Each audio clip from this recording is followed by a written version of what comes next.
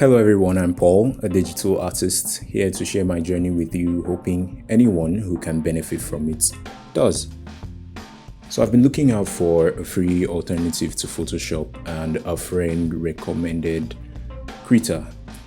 He uses it and swears by it, so I'm going to be trying it out today, seeing how it goes and gauging whether it's something I'd be able to use long term.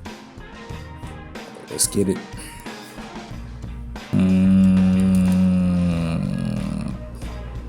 New file.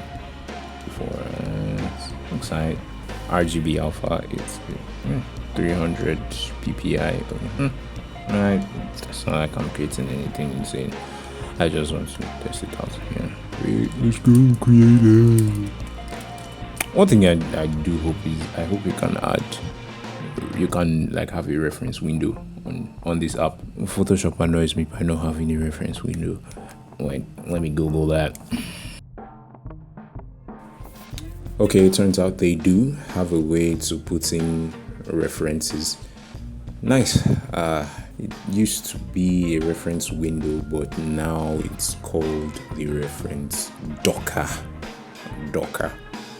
Before we get to that, let's try out the brushes.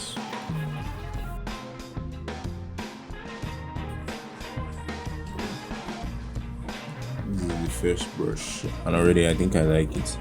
Pretty cool, yeah. Gradation looks it looks pretty consistent.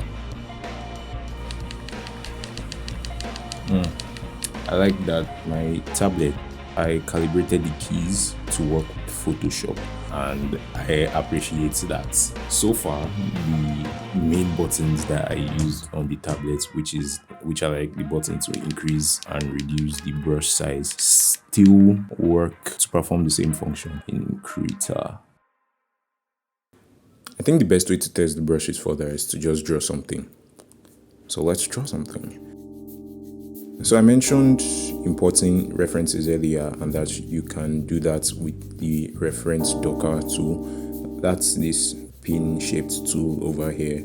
So I'm glad it has this, because in Photoshop, to use references, I had to either do a split screen where my Photos app is on one side of the screen while Photoshop is on the other, or import the reference image to Photoshop as a PSD and then open the reference image in Photoshop, resize it and have it as a smaller window hovering over my main workspace, or use artboards to keep the references. But I'd have liked it if there was a specific window for references. But then again, Photoshop wasn't specifically built for illustration, so there's that. Anyway, let's import something that I can draw and test the app with. Reference tool. Tool options, and this way you can just add a reference image. The second one, you can paste a reference image from your clipboard, your system clipboard. Load reference image sets. So you can load a set. Export reference image. Oh wow, you can even export that. That's pretty cool. That's cool.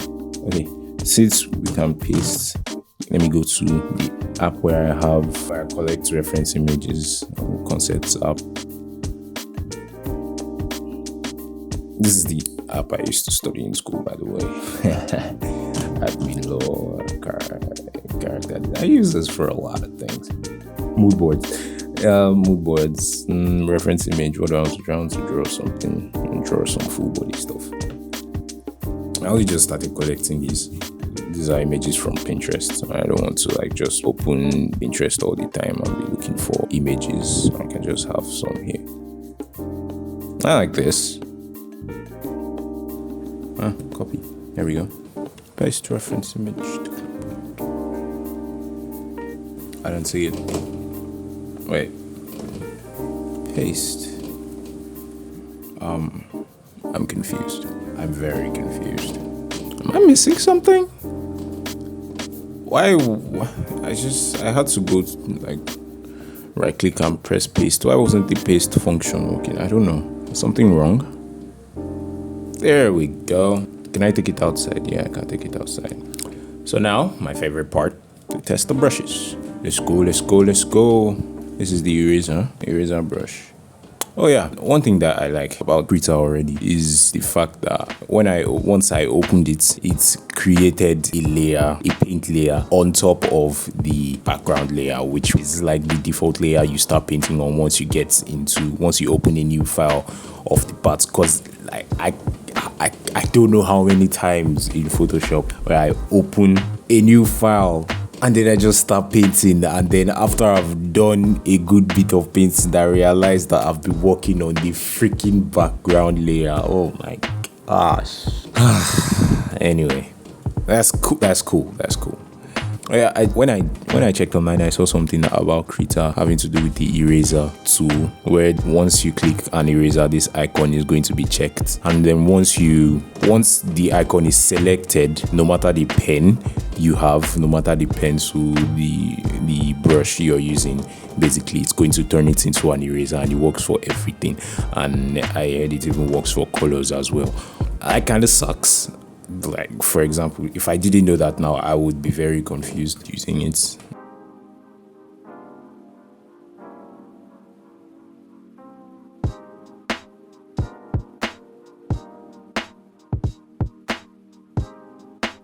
I just realized a huge utility to having this eraser icon thing on top. So it's like I can just press my hotkey for E on my graphics pen, and it just makes switching between eraser and the pen pretty easy and quick. Well, that's normal, obviously that's what the hotkey is for, but this is cool because now I can erase with the same texture as the pen with that same level of ease. Like in Photoshop, if I want to do the same thing and turn a particular brush into an eraser, I have to like go to the brush options and turn the brush into clear. It's a very manual process. Turn the brush into clear. Like if I want to erase with the same texture as I used to draw with, I have to change the brush style from normal to clear and then change it back, which gets pretty clumsy and like monotonous at times, and sometimes it stresses me out.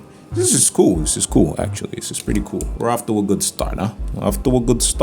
Let's get drawing, right? And change the pencil to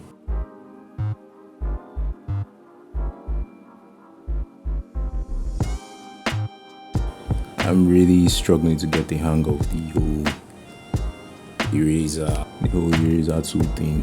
Jeez, bro. Really psyching me out. Oh, God. I keep pressing the B key to turn it back into a brush from an eraser, because that's what you do in Photoshop.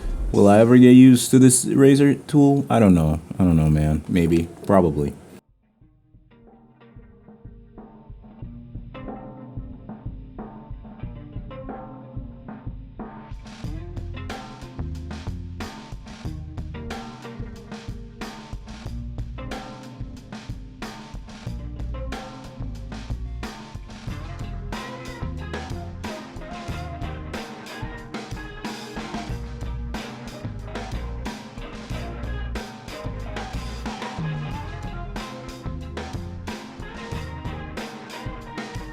Okay, so when I started applying color to the drawing, I ran into a problem with the color picker, specifically those 3 weird sliders below the color wheel. Didn't know what I was doing, didn't know what the functions of the sliders were. At first I thought they represented hue, saturation and value, but boy was I wrong. I was so confused. So at first I accepted it and was trying to use it, manage it, but then I searched online and was able to find a way to change the color sliders into the classic hue, saturation, value sliders on Photoshop and other software. So first things first, we're gonna have to get rid of these atrocious sliders. So go to the advanced color selector settings, which is this tiny document window looking icon at the top left of the color wheel tool, and go to the shade selector tab, then click on the drop down menu beside type and select do not show, because we ain't trying to see none of that, right? Then click OK and it is gone and disappeared. Then we need to add the hue, saturation, and value slider. So what we're going to do is go over to settings, click on Docker, look for a specific color selector and select it. Now it should show up here just beside the advanced color selector window beside it. If you click it, you can go there, and by default it's on RGB, but you can click here to change it to HSV, hue, saturation, value. We're good. But personally, I like to be able to see both the sliders and the color wheel at the same time. So I remove my color wheel from this window side. So you go over to advanced color selector, click on this double window icon at the top right, and now you can move it around and place it wherever you like. Now I can pick colors with this, or change saturation, value, and hue with this. Perfecto.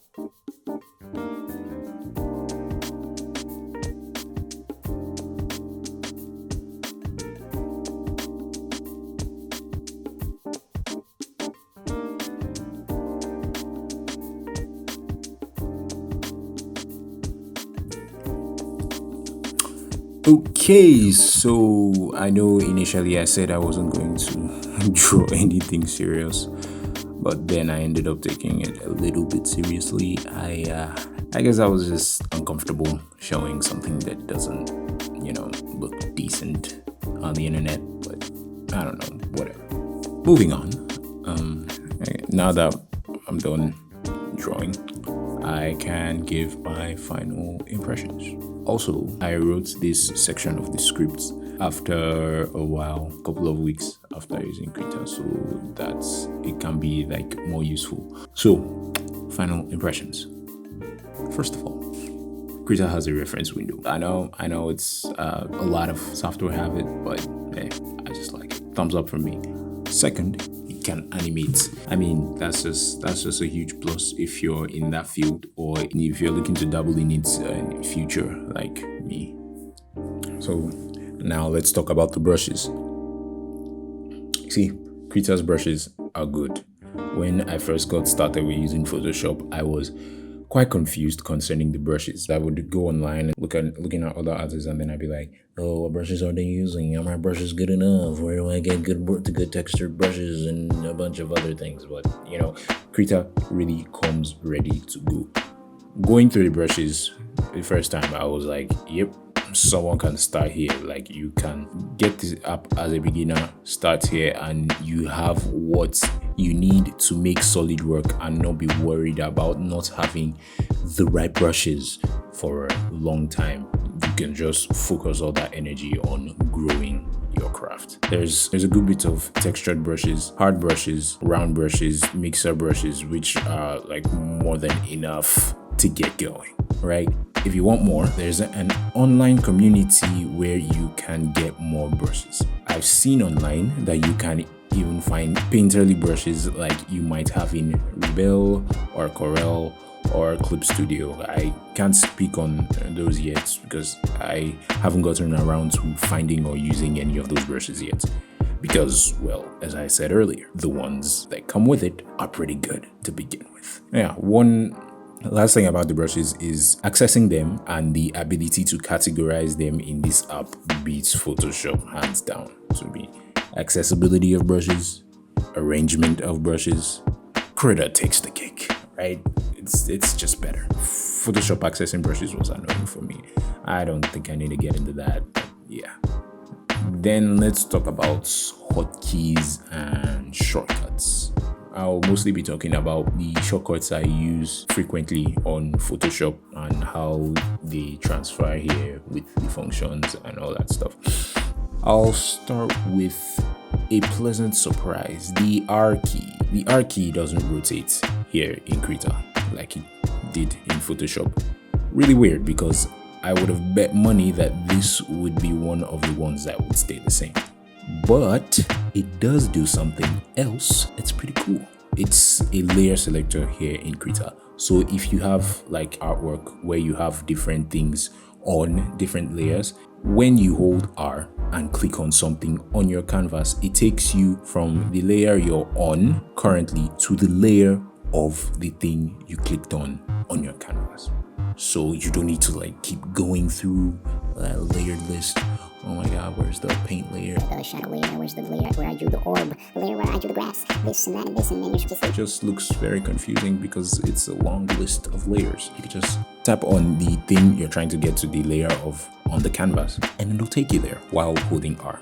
That's pretty cool. Now, as for rotating, like actually rotating in Krita, at first I thought it was very weird. Like it wasn't, you had to press buttons. I think different letters on the keyboard would rotate the canvas at certain degrees, but I found that weird and inconvenient. There's the rotation on the pop-up palette that comes up when you press the right key, but I don't know, I wanted a key that I could use, so I reassigned the rotate function onto the R key and assigned the layer selector function to another key. So next, the other shortcuts. So brush size increase and decrease are the same, those square bracket keys. The I key is still for the eyedropper tool, but you can also hold control down to use as an eyedropper. So it's either I or control, you can use anyone. G still toggles the fill bucket tool.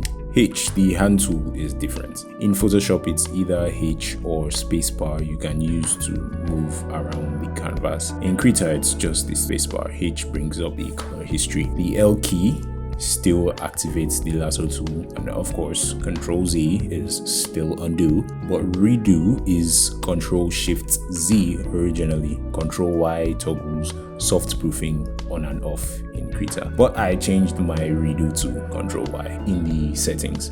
Then that takes us to the E key, which doesn't switch you to the eraser tool. There is no eraser tool. It turns your brush into an eraser. Basically, it toggles eraser mode, which has its uses, but will take some time getting used to for those of us coming from another app like Photoshop. Although I think Clip Studio has something similar to this, so yeah, that's not gonna be a problem if you're used to that. There are a bunch of tricks that could make this easier to use though, ranging from creating keyboard shortcuts for your most used erasers to using the / key to toggle between your current brush and the previous brush, and really just assigning the E key as the shortcut for a default eraser brush. It's really up to you, and if you didn't understand anything I just said, don't worry about it. I'd probably need to explain some other time anyway. But for me, to be honest, I think I'll just stick with getting used to the E key, toggling the eraser mode on and off, because I like the benefits of the function, which is being able to turn a brush pattern or preset into an eraser so easily. Also, this really just feels like another way to do it, because I feel like if I had started using Krita, then this would just be what I'm used to. You feel me? I will suggest though that Krita creates an eraser tool separate from the existing eraser mode, where any brush selected under the eraser tool is automatically an eraser, and you can just like press B to go back to the brush tool or whatever tool you were using before, while the eraser mode is still going to remain, and it's going to be useful for if you just quickly want to turn your current brush into an eraser and back. I think that would be a useful function. I don't know what you think about that. Last thing about the shortcuts, one thing I didn't like was that Krita doesn't have that feature where holding down on a tool's shortcut key allows you to use the tool while you're holding it down, and when you let go, you return back to the previous tool. For instance, you hold the E key to use the eraser tool, and when you release it, you automatically go back to the brush. It's like temporary switching tools, and it just reverts to the original tool. It made switching tools very convenient and easy. I just wish Krita had it, I guess. Next, customizability.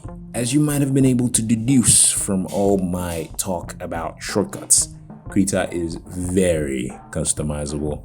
Now, I don't claim to be a connoisseur of Photoshop, so even though I was more used to it, I wouldn't say I knew its bells and whistles in terms of customizability. But trust that with Krita, you can move a lot around, create shortcuts, and so on. And to be honest, what's been making the customization process fun for me are the cool features and approaches that Krita brings to the table. Finding those is really cool. So I would have a problem, Google it, and then I'd see that the developers had already thought about it.